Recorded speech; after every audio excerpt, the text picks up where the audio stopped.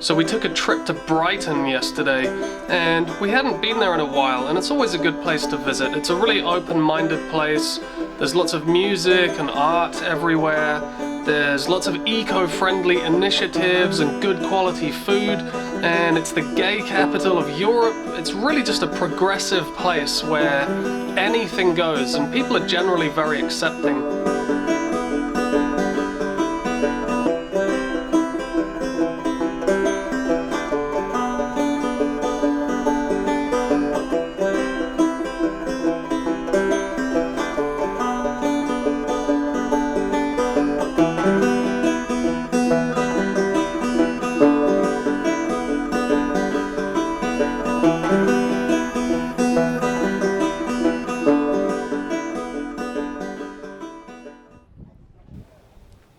Anyway, I found a place that sells fresh fish and crabs and lobsters that have just been caught off the local coast that morning.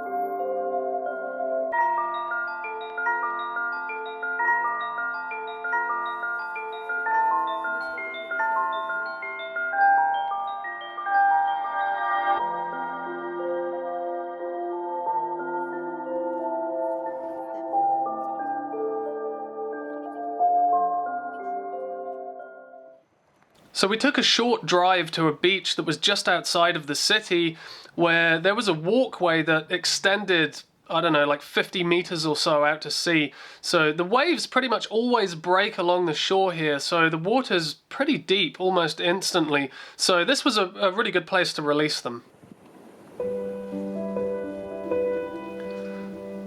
I would add though that if you're going to do this, then you've got to make sure you do it properly. You've got to make sure that you're releasing the animals back into their native habitat and that you transport them in seawater, not in fresh water. And also make sure that the pincers have been closed with elastic bands or tape, because some places tend to actually cut the tendons in between the claws, and then obviously the lobsters or the crabs or whatever it is that you're releasing, they can't use those anymore. So releasing them back into the wild is a waste of time because they're just going to die very quickly. So you can say a mantra for them or just wish them well and get them back in the water as soon as you can.